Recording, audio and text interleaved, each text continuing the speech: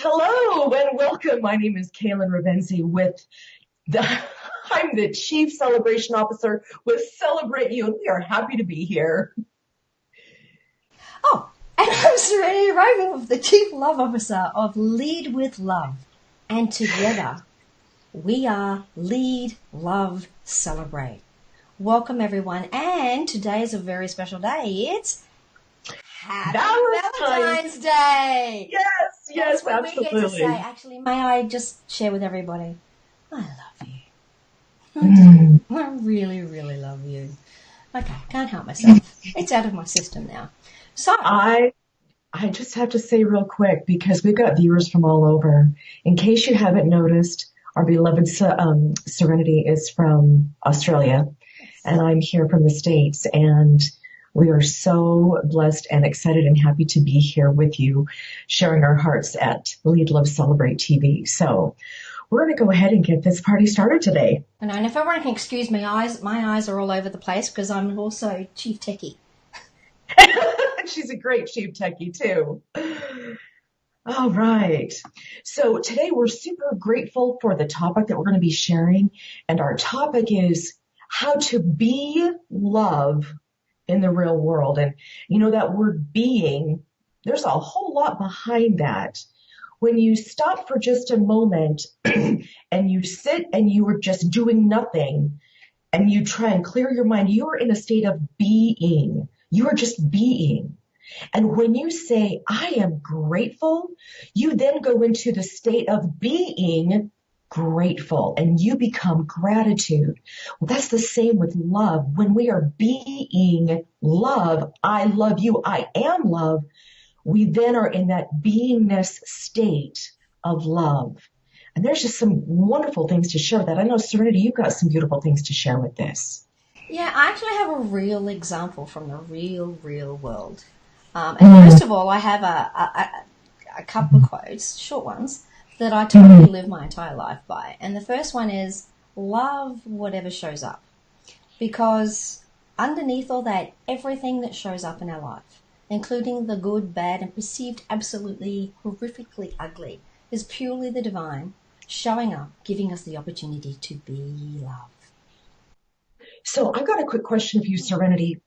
When did that quote come to be part of your life? What transpired to have that be part of you showing up as love? Yeah, I was never going to leave the house I was living in because it was already my dream home. And suddenly I got the urge or message directly from, and when I use the word God, God is an acronym for me. It means great overall designer.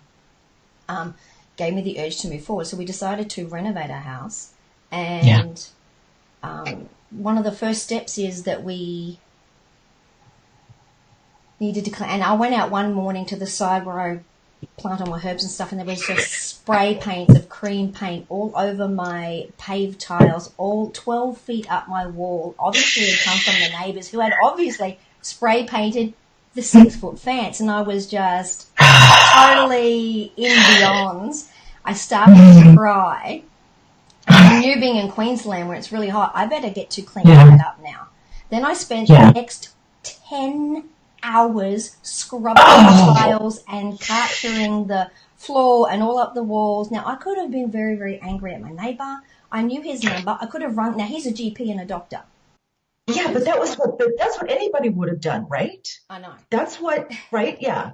And that would be our natural go-to. And he's a GP, and I think if I had rung him in the office to let him know what's going on, what would have happened to every person he saw for the rest of the afternoon? Do you know what I mean? So I just left it. I'll see him when he gets home. I'll get to and just clean it.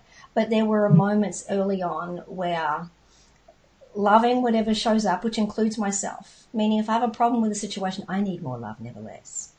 Yeah. And in that moment that my neighbour thoughtlessly painted his fence, I know he didn't do it from a place of, malice.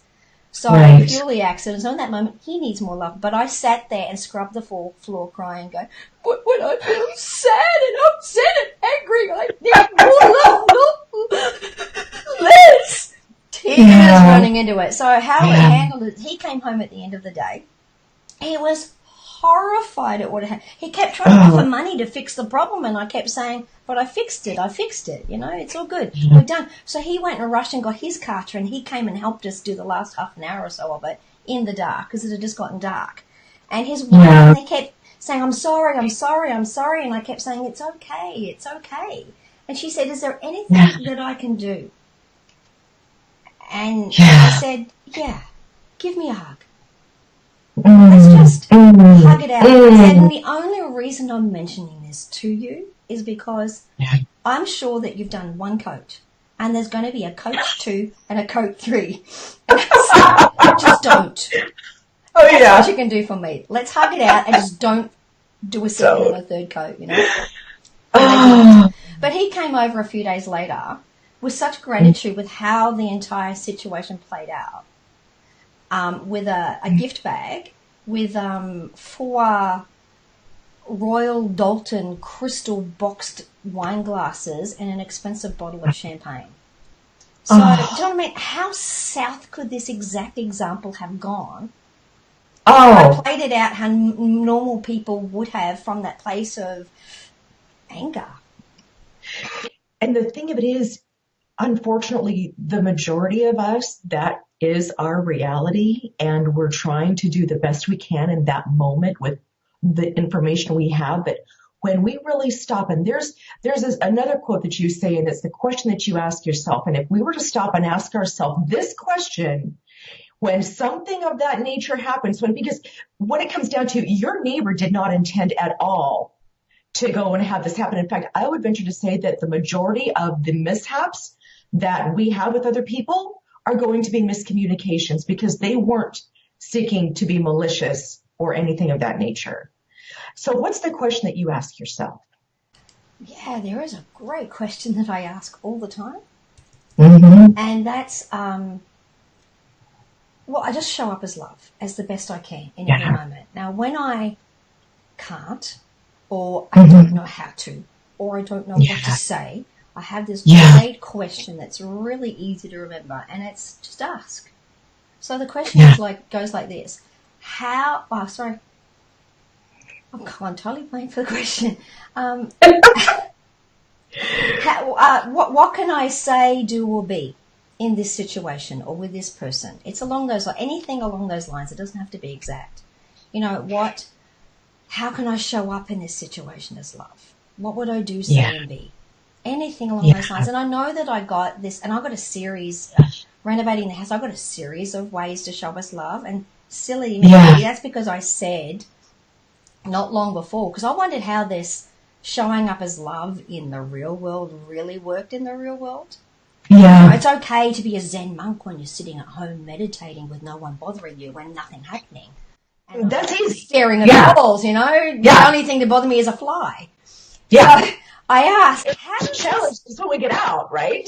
And I said, how does this show up in the real world? How does this really work? Can you be this Zen monk, mindfulness 24/7? How does this work in really crappy situations, So, we have some lovely people here. We have Patricia and Liberty. Thank you, my beautiful friends, for showing up. I can pop your comments up there. In moments of anger or stress, it's always so hard for me to act from a place of love. I still need to learn to lead with love. But Serenity is such a... Oh, you're sweetie. Thank you.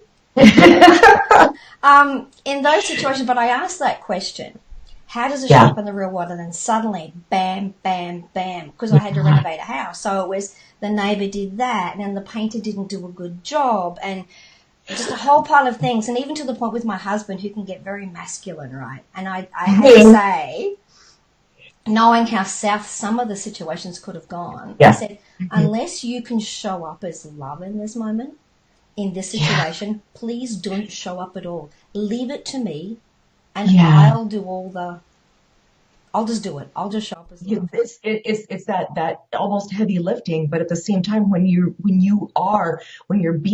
doing and saying love, then it's really not the heavy lifting, because it seems like that God in the universe has that.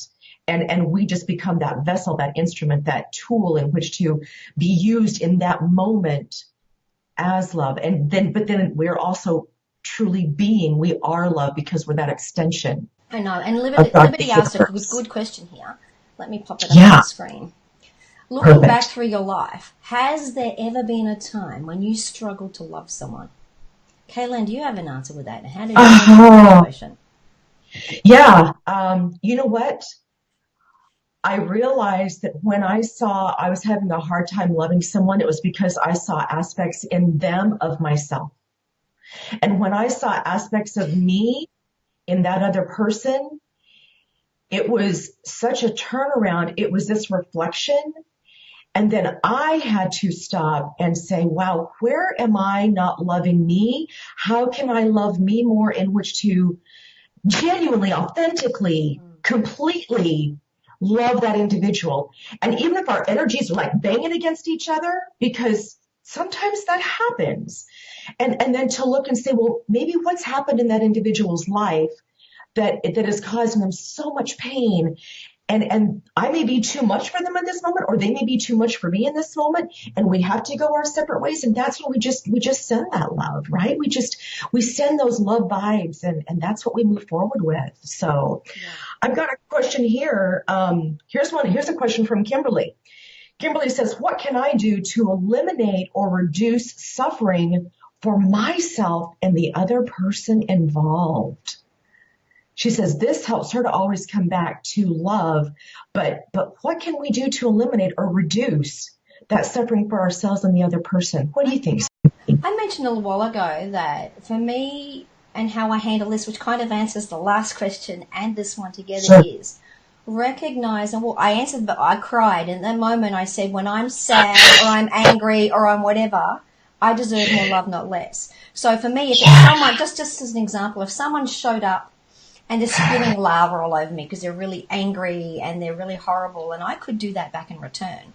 Or I could recognize, as I mentioned earlier, that it's God giving me the opportunity to be loved. When I understand that most people, pretty much all of us, are showing up in life with pain, some version of pain. Yes. And that's what we're projecting out. So when you understand that we are all walking around in some version of pain, it allows compassion to kick in with the statement of, when that person is showing up angry like that from that place of pain, and I know this is an opportunity for me to be loved, to give them an experience like they may have never experienced, because most people will react back to that. It's a conscious choice to stand there in that moment and be loved. And in that moment, when that person's showing up like that, they deserve more love, not less. Always. It's the only rule. And if I have a problem with how they're showing up and how they're being, in that moment, I deserve more love, not less. So this is an inside job, and it starts with you. Always. In that moment when I have a problem with when they're rubbing up against me, I need to be that divinely loving parent for myself.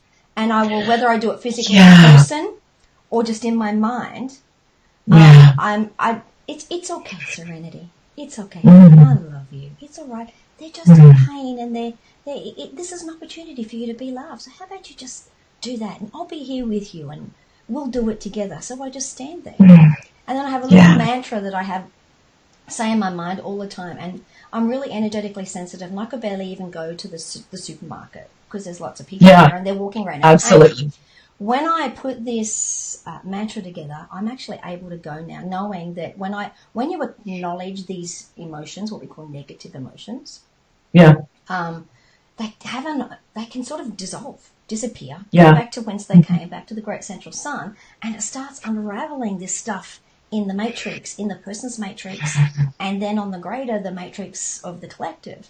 So the mantra goes like this, and I'll post it in the comments when we finished. Beautiful. Okay. I acknowledge your pain. I love you. So I love it, right? I acknowledge your pain. I love you. All is well. Bless you, or may you be blessed.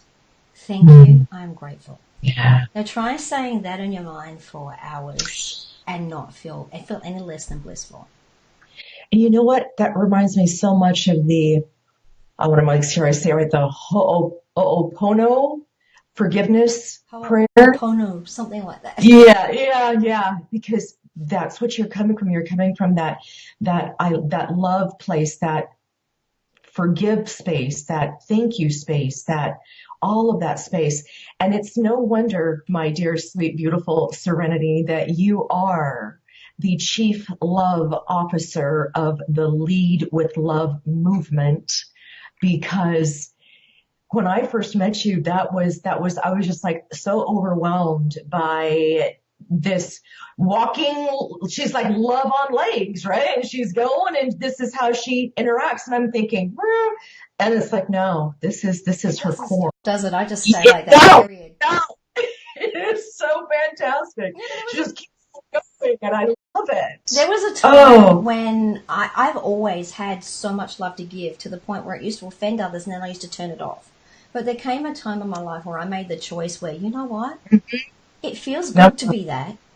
And people feel good when they're willing to receive it. And if we show up with anything less than who we are authentically, we're cutting ourselves off as well as everyone else from receiving the gifts that we are. Yeah. I totally understood that. I just made the choice and decision that, you know what? No longer will I ever turn down my bright light to please others or for fear of offending others. I'm going to turn my bright light up as bright as the midday sun in Queensland. Hot and bright as blue skies in Queensland. I'll add that. and never and break off the knob. And I can't turn it down anymore. Because other people's opinions of me are just that. That's their opinion of me. They're just showing me and you where they're at in their evolution. God bless their cotton souls. That's another saying I have. If I find myself in judgment, I just say, oh, yeah, you're judging Serenity right now. Oh, God bless their cotton souls. Because they're perfect. Everyone is perfect just the way they are. Even that person showing up in anger, right? Yeah. We have a question here from... I've got no glasses on today, everybody, so if I look like I'm squinting... Okay. Because the light shines in my eyes. Kaelen, would you like to read out the question? Hey, you know what, girl? I would love to. So first off, Patricia says she loves the saying "love on legs." I mean, it's true, and I do too. We've got one here from Liberty that says, when I've taught meditation classes, sometimes I've had attendees focus on being love during the meditation. Every single time at the end of it, they say they couldn't do it. They felt arrogant and egotistical. They had to change it to being loving. She says that she explained the difference and had them try again. They always managed to be loved the second time and couldn't believe how powerful it was and how different from being loving. Yeah, right. So being loved actually, that's a great point, Libby. That's really a very great point. Thank you for that. Being Absolutely. love. Being love is the state of being the actual thing, and by love it means you could add the word being unconditional love. Unconditional means zero attachments, zero judgments, zero conclusions. It's just love, not the 50 million shades of grey that we have for the word love when we say it. It's like the love that you would imagine that would come from source, creator, God, the flying purple monkeys, whatever resonates with you. Or even from a baby, right from that little infant. I mean, if we want to take a look at something that we can relate to in this moment, you hold an infant in your arms.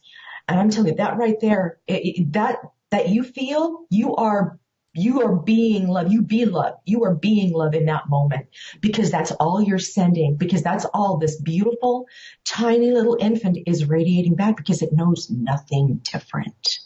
Absolutely nothing different. We have so much about being, or many things, most things, to learn from children, because they are born here in the state of being that we naturally are, which is they are being love. They're not being loving. They can't be loving as a newborn, right? So all they do is be love. And another perfect example is a puppy. Like a dog. Every dog. Being loving, they're being love. Can everyone imagine our world if we all showed up and were being love for each other? Loving is a part of being love. But being loving isn't being love. So one of my clients, she put this so perfectly. She says, my dog is this embodiment of love. She says, I can be gone for like 10 minutes, 15 minutes, an hour. I come back and it's as if I have been gone for days and days. And she's jumping up and down and her tail is wagging and she's like, pet me, I love you, I love you.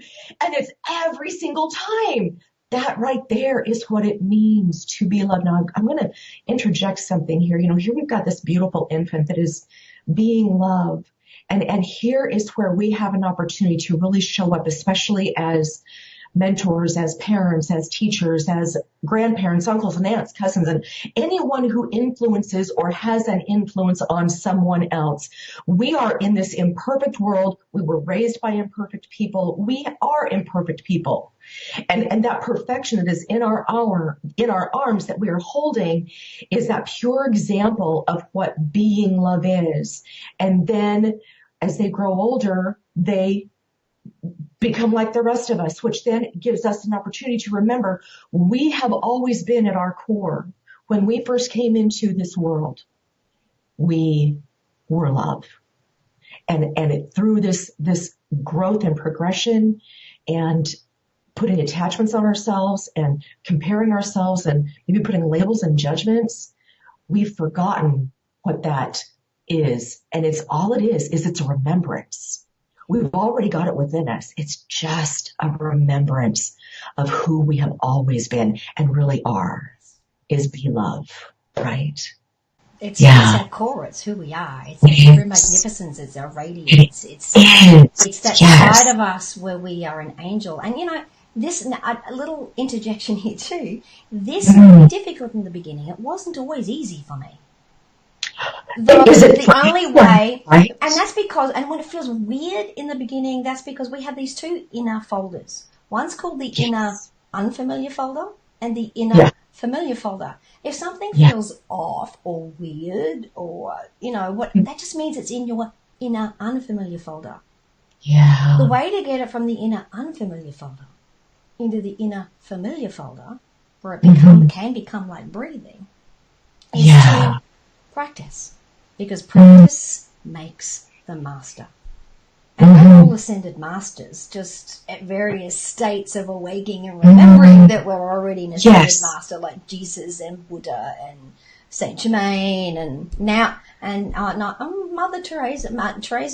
Mother Teresa may be up there with them too, I believe. Yeah, she is. She really is. So here's another comment here. This is from Ludine, and she says, I have found one of the hardest things for me to learn is to learn to love and forgive myself.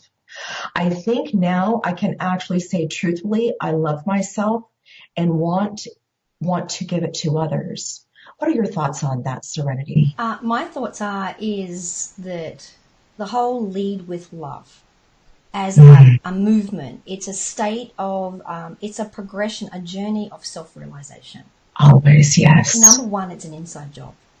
It starts always. For until you truly, unconditionally love yourself, you can't ever love another from that unconditional be love space either.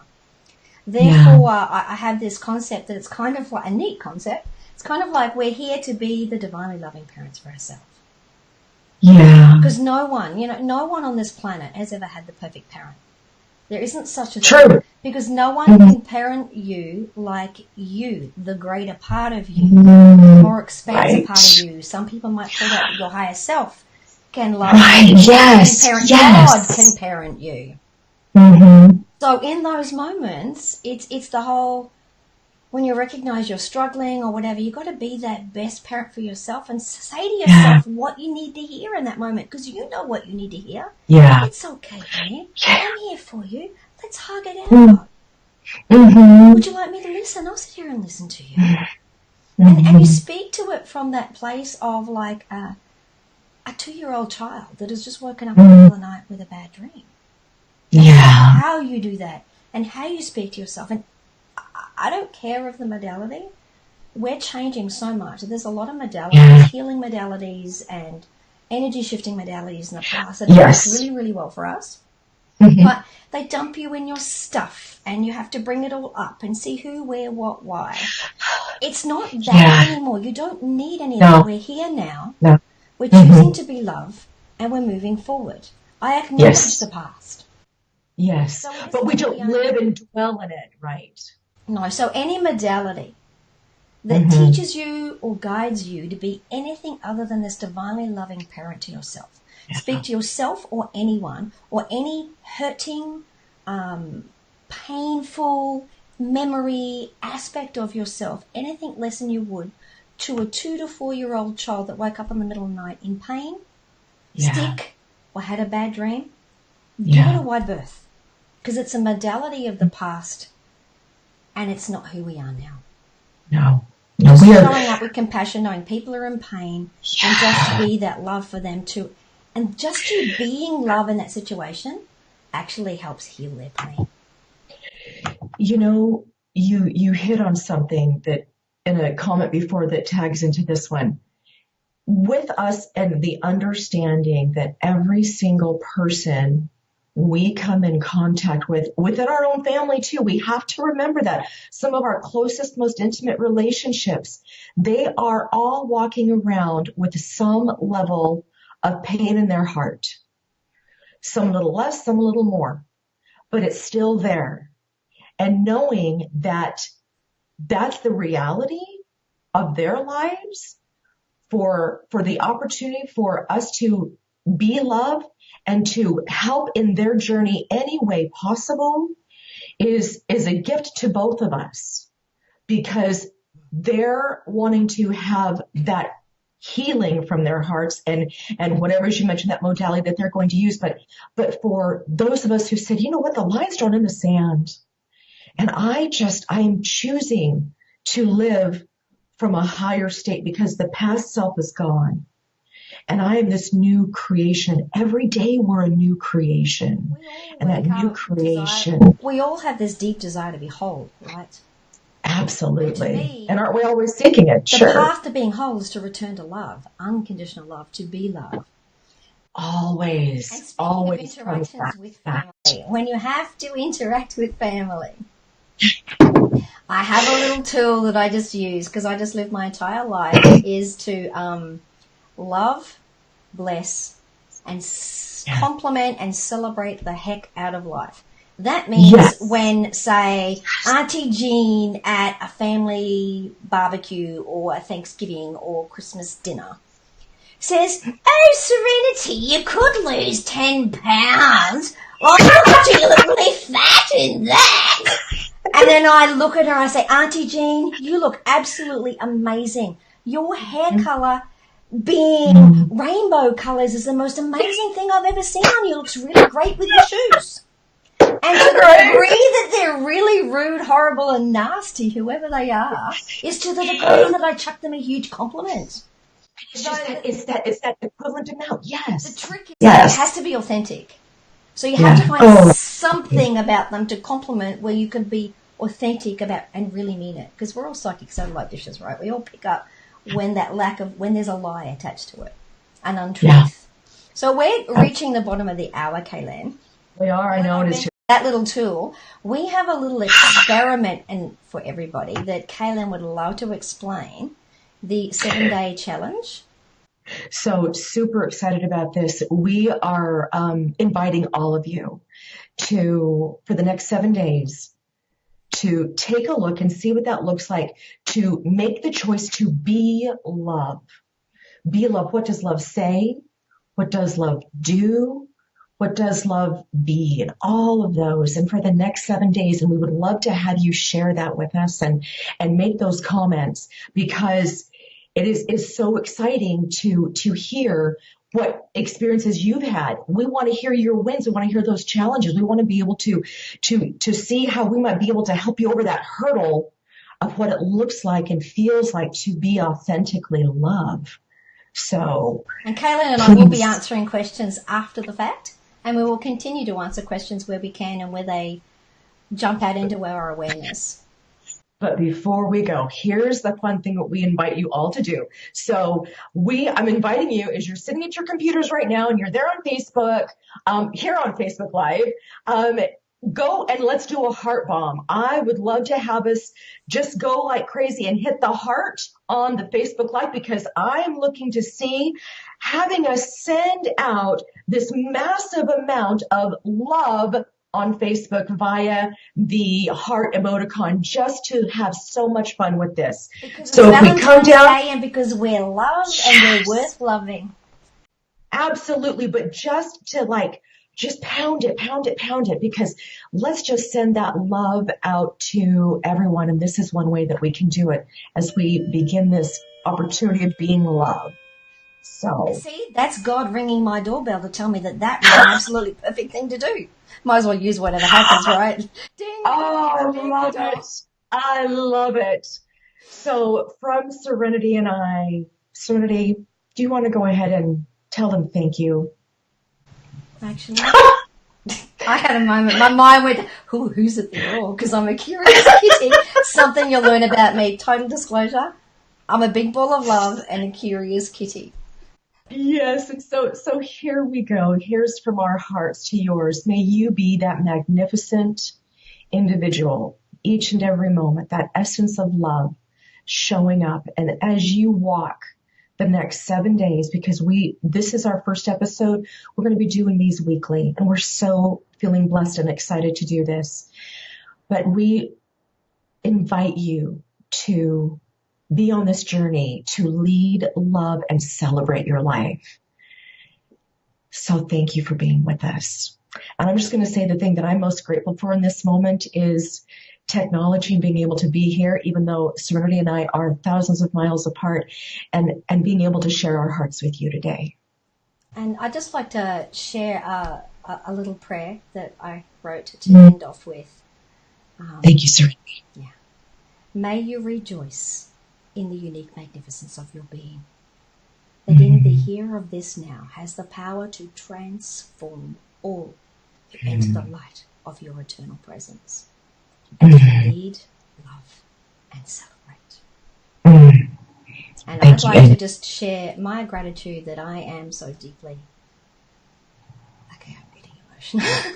I'm so deeply happy and grateful that you have all showed up to support us today. This has been a huge fear for me, to actually uncover myself and share myself with the world, big love, ball or not.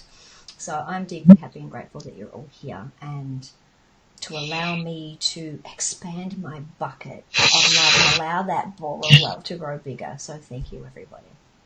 Yes.